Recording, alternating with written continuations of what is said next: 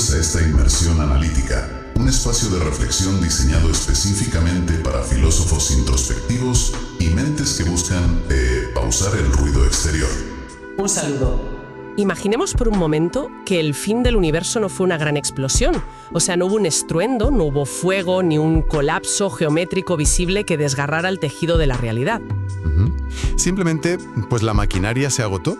Es como una respiración profunda que, tras exhalar lentamente, no encuentra un motivo lógico ni una fuerza motriz para volver a entrar. Claro. Hoy realizamos una inmersión profunda, una disección filosófica de un texto verdaderamente fundamental publicado en el año 2026 por Filosofía Natura. Sí, el titulado La ética del eco. Y nuestra misión en este análisis detallado es explorar una premisa ontológica que resulta profundamente desoladora en este documento. Exacto. La pregunta central de ¿qué sucede con la consciencia si resulta que no estamos viviendo antes del fin, ni siquiera durante el fin, sino que somos el eco de algo que ya terminó? Es una premisa que, digamos, altera por completo la arquitectura de la realidad tal y como la percibe la mente humana. Desde luego. El texto establece de partida que la existencia actual padece lo que denomina un lag existencial, un desfase temporal absoluto. Es decir, no hay una continuidad cronológica hacia un futuro por construir. La tesis sostiene que estamos ocurriendo después de haber ocurrido. Fíjate qué concepto. La conciencia sería, bajo este prisma, una especie de archivo remanente que sigue ejecutándose por pura inercia.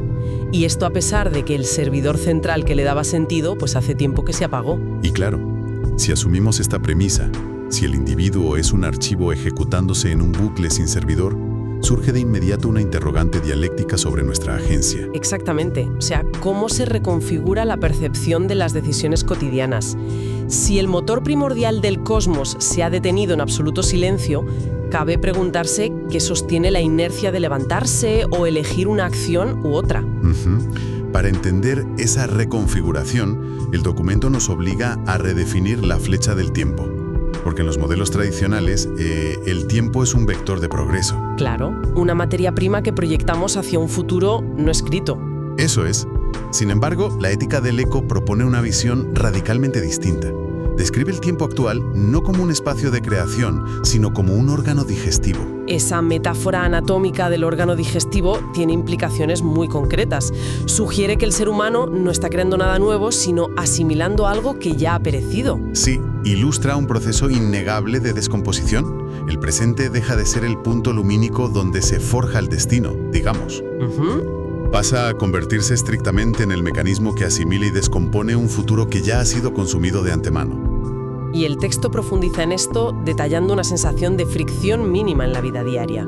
Postula que al tomar decisiones aparentemente triviales, como formular una frase o caminar por una calle, la mente percibe una especie de desgaste espectral. Claro, cada gesto se siente ligeramente usado. La analogía que emplea es muy visual. Es la de llevar una prenda de ropa que alguien más ha vestido durante años. Sí. La forma ya está dada, el pliegue ya está hecho de antemano. Pensando precisamente en esa fricción mínima y en la naturaleza residual de nuestros actos, me viene a la mente una manera de ilustrar esta fractura de la causalidad. A ver. Imaginemos el fenómeno físico de una tormenta eléctrica. A lo lejos vemos caer un rayo, pero debido a la diferencia en la velocidad de propagación, pues el eco del trueno nos alcanza mucho tiempo después. Claro, la diferencia entre luz y sonido. Exacto. Lo que sugiere Filosofía Natura es que a nivel existencial estamos habitando exclusivamente ese espacio acústico tardío. El evento creador, el relámpago original, desapareció hace eones en la inmensidad del cosmos. Y a nosotros únicamente nos alcanza la onda sonora retumbando en el vacío. Eso es. Y la mente humana, al percibir ese estruendo aislado y carecer del contexto visual, se ve obligada a inventar retrospectivamente la tormenta entera. Todo para dotar a ese sonido de una justificación racional. Esa imagen del trueno encapsula con mucha precisión la inversión de la causalidad que detalla el tratado. Porque en ese espacio acústico tardío, las causas dejan de ser el origen de los actos. Se convierten en justificaciones a posteriori. Exactamente. La acción ocurre por inercia sistémica y el individuo fabrica el motivo después de haber actuado. Es como un narrador torpe intentando explicar un guión que, ya fue impreso. Y es aquí donde la arquitectura psíquica que sostiene nuestras normas de conducta se enfrenta a una demolición controlada. Sí, porque si el futuro es una ilusión digestiva y la causalidad es un eco sin fuente, la moral tradicional pierde por completo sus cimientos operativos. Claro, la moral clásica, ya sea civil o religiosa, se basa enteramente en la mecánica de la siembra y la cosecha, y esto requiere necesariamente de un campo temporal fértil. Las de control psicológico, como la culpa, se vuelven obsoletas. Y tiene un sentido empírico muy claro. Así es. La culpa se sustenta en la ilusión retrospectiva de la bifurcación. Exige que el individuo crea que, en el instante preciso de actuar, poseía la capacidad real de haber elegido un camino distinto. Pero claro, si somos el residuo de un proceso concluido, pues no hay ramificaciones. Solo queda la reproducción inalterable de una partitura ya terminada. Por lo tanto, la culpa pasa a ser, si usamos términos informáticos, un simple error de sistema. Un código que intenta ejecutarse en un entorno que ya no lo soporta en absoluto. Al no existir un destino que moldear, no hay una balanza cósmica que compense las acciones. El texto es muy tajante al afirmar que resulta fácticamente imposible edificar una estructura moral sobre unos cimientos ya clausurados. Sin embargo, si nos detenemos a pensar en las consecuencias lógicas de esta premisa, surge un cuestionamiento severo. A ver, explícanos eso. Si descartamos la obligación de la bondad o el deber hacia el prójimo, basándonos en que nuestras acciones no alteran la balanza cósmica, ¿no se está extendiendo una invitación formal al caos? Claro, es una objeción muy pertinente. Retirar el imperativo del deber moral suele interpretarse como el preludio de la anarquía existencial. Es una deducción comprensible bajo el viejo paradigma, pero el tratado anticipa y desarma esa objeción de manera rigurosa. La anulación de la moral tradicional no prescribe el caos, sencillamente porque el caos requiere de un orden futuro que alterar. Fíjate qué punto tan preciso. La disrupción necesita un lienzo intacto para ser significativa. Exacto. Lo que el texto expone no es una incitación a la malevolencia, sino el reconocimiento gélido de que la bondad ha perdido su peso compensatorio. Hay un axioma en el documento que clarifica muy bien esta postura. Dice, en un universo sin futuro, el pecado es el aburrimiento y la virtud es la intensidad del recuerdo. En un marco posnihilista, generar caos es un esfuerzo tan intrascendente y agotador como la sumisión absoluta. Ambos exigen una creencia en el mañana que el universo ya no puede sostener. Y ese axioma nos introduce de lleno en la sustitución fundamental que propone la ética del eco. Porque al demoler la moral de la acción, el autor no nos abandona en un vacío normativo absoluto. No, para nada. Plantea una evolución, un desplazamiento. Pasamos desde la ética del deber hacia lo que define como una moralidad estética o la ética de la textura. Y este es, de hecho, el núcleo propositivo de todo el documento. Si la existencia residual es un archivo en repetición, el individuo debe aspirar a ser una reverberación de alta fidelidad. Como las coordenadas del suceso en sí mismo ya están fijadas y son inalterables, la única agencia que conserva la conciencia reside en cómo resuena ese evento en su interior. Claro, la moralidad deja de evaluar las consecuencias materiales del acto, que son estadísticamente nulas, para centrarse exclusivamente en la calidad y la pureza de la vibración resultante. Lo cual redefine por completo nuestro léxico ético. El mal, bajo este nuevo prisma estético, ya no se cuantifica por el daño material infligido, puesto que la materia es un remanente inalterable. Así es. El mal se redefine como la acción de ensuciar la señal. El texto lo ilustra con el concepto de la mentira. Un ejemplo muy clarificador. Sí. Mentir no es una transgresión por el engaño o el dolor que causa en el otro, sino porque genera interferencia acústica en la red. Exactamente.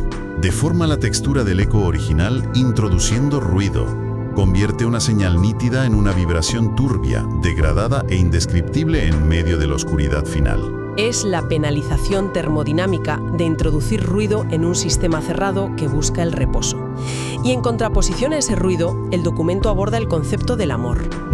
Un concepto que durante siglos ha estado envuelto en misticismo, en la idea de sacrificio o virtud teologal. Sí, pero aquí es sometido a un análisis mecanicista y francamente frío.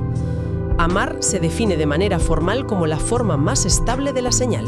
Profundicemos en esa definición, porque si la analizamos desde la acústica o la termodinámica, adquiere una lógica aplastante para quienes nos escuchan. Claro. Si visualizamos la consciencia como un patrón de ondas atravesando un medio que se desvanece gradualmente, emociones como el odio o la ansiedad actuarían como factores de alta distorsión. Hacen que la onda fluctúe, se fragmente y pierda energía muy rápidamente al chocar contra el vacío. El amor, por el contrario, actúa como un conductor perfecto. Representa la frecuencia con el nivel más bajo de entropía. Es esa vibración armónica que logra repetirse en el bucle temporal conservando su amplitud. Y sufriendo la menor degradación estructural posible. La pureza de esa onda se erige como el único valor mensurable que nos queda en este estado de las cosas. Y fíjate, esa pureza acústica dicta la nueva naturaleza de las relaciones. Si la responsabilidad individual es mantener la señal limpia, la interacción con la alteridad cambia de raíz. Desde luego. El otro pierde por completo su estatus clásico. Base lógica. Por eso el texto emplea una terminología muy particular para definir al otro en este contexto. No habla del prójimo en el sentido teológico de salvación mutua. No, lo denomina a un compañero de celda en el milisegundo final. Exacto. Reconoce que cada ser consciente no es más que un archivo fragmentario, un fragmento recuperado momentáneamente de una inmensa base de datos a punto de corromperse definitivamente. Para anclar esta redefinición de la alteridad, el autor recurre a una imagen histórica cargada de un simbolismo muy profundo. Habla de los músicos del Titanic. Una analogía muy potente. Cuando el naufragio alcanza la certeza matemática, cuando la vía de agua supera los umbrales de flotabilidad, pues la ejecución de la música ya no persigue la salvación. Claro, los músicos no tocan sus instrumentos con la esperanza de alterar la física del hundimiento. Tocan simple y llanamente para que el abismo del silencio no sea el único elemento que dicte las condiciones de la noche. Y esa imagen encapsula la esencia de lo que el documento llama ser curadores de sombras, una figura que encierra una dualidad psicológica inmensa. Sí, por un lado ofrece una liberación arquitectónica muy profunda. El individuo queda eximido del peso opresivo de tener que salvar el mundo o asegurar el futuro de la especie. Puesto que el proyecto humano, a efectos prácticos, ya ha concluido. Exacto. Pero, de forma simultánea, impone una carga que podríamos considerar aún más pesada, la verdad. La carga de sostener la lucidez absoluta frente a la futilidad. Ser el custodio plenamente consciente de la propia inexistencia. Y ahí es donde debemos indagar sobre la viabilidad de esta filosofía. O sea, ¿cómo procesa la mente humana el peso de esa futilidad total? Es un desafío cognitivo extremo. Exigirle a una estructura neurológica que ha evolucionado durante milenios con el único propósito de garantizar la supervivencia, que ahora opere bajo la premisa de su irrealidad. Sabiéndose apenas un eco en una sala vacía. ¿Cómo se sostiene esa contemplación continua sin precipitarse hacia la parálisis o el colapso sistémico de la psique?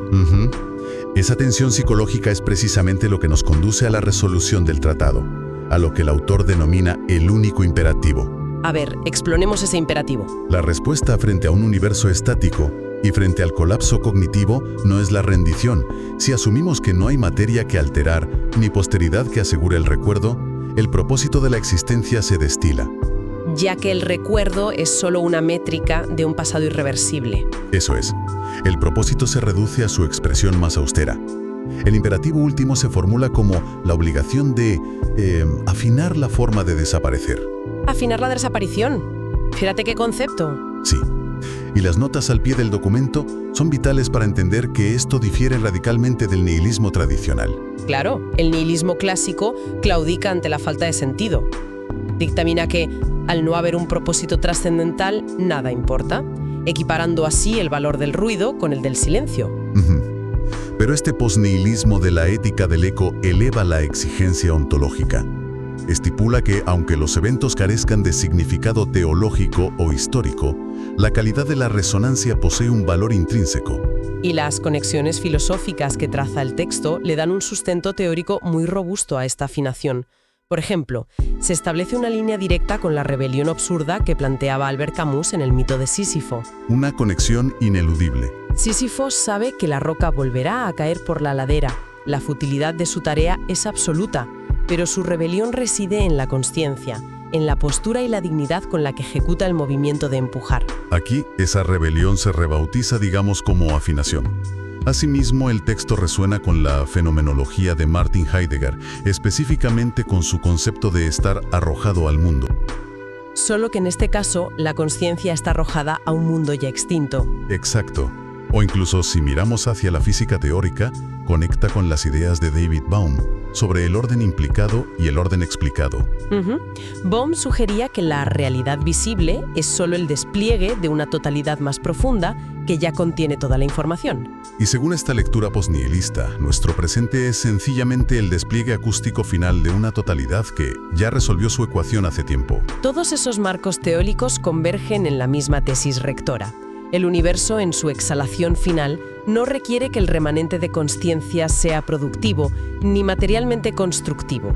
Su única exigencia, que es pasiva y silenciosa, es que en este último bucle sin testigos, el eco final del ser humano no suene como un error de cálculo o una distorsión indigna. No hay espacio lógico para la esperanza, porque la esperanza requiere un mañana hacia el cual proyectarse. Y tampoco hay base racional para el miedo, porque el peor escenario, que es el final de todo, pues ya ha acontecido. En la ausencia térmica de ambas emociones, el único paradigma válido para habitar el presente es el estilo. Es muy pertinente detenerse a limpiar el concepto de estilo, porque en nuestra cotidianidad cultural suele asociarse a la frivolidad, a la estética superficial o al adorno innecesario. Sí, se suele malinterpretar fácilmente. Pero en la arquitectura de este universo agotado, el estilo se despoja de toda superficialidad. Se erige como el rigor ontológico más elevado al que puede aspirar una consciencia residual. El estilo es la negativa rotunda a degradarse ante la certeza matemática de la disolución. Es la precisión geométrica con la que se articula el silencio definitivo. O sea, no hablamos de una pose, hablamos de integridad estructural frente a la nada. Y bajo esa luz el estilo se convierte en el último refugio de la dignidad existencial. Es el triunfo de la forma cuando el contenido se ha evaporado por completo. A modo de cierre en esta disección filosófica de la ética del eco, resulta muy oportuno observar la bifurcación metodológica con la que el documento despide a sus lectores. Claro, los dos caminos del curador de sombras.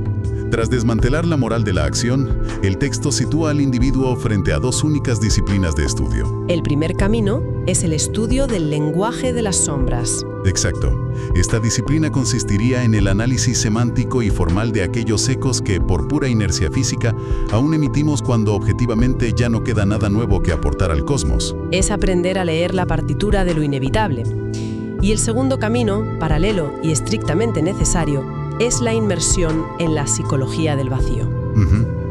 Hay que aclarar que esta no es una psicología clínica orientada a la adaptación social, sino una disciplina orientada exclusivamente a investigar los mecanismos de contención. Sí, estudia cómo una mente autoconsciente puede habitar este presente irremediablemente estático, sosteniendo el peso del vacío absoluto sin que su estructura interna se fracture bajo la presión de su propia irrealidad. Ambas disciplinas representan las únicas herramientas operativas para una consciencia que acepta su condición de simple reflejo acústico. Lo cual nos reconduce, de forma casi simétrica, a la imagen inicial con la que comenzábamos este análisis detallado.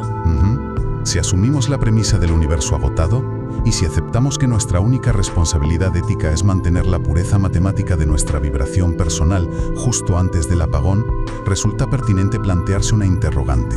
Una interrogante que el texto apenas roza sutilmente, pero decide no resolver. Exacto. La pregunta es, ¿qué ocurre con la naturaleza de la oscuridad y el silencio que siguen? Si un eco humano, a través del rigor del estilo, logra ser perfectamente afinado, emitido con la máxima claridad y sin distorsión alguna, sí. ¿Acaso esa onda de alta fidelidad, en el instante preciso de su perfección estética, posee la capacidad geométrica de alterar de algún modo la estructura misma del vacío que finalmente la devora? ¿Dejamos esta interrogante suspendida resonando en el éter conceptual para la reflexión de quienes nos escuchan? Gracias por visitar Filosofía Nada.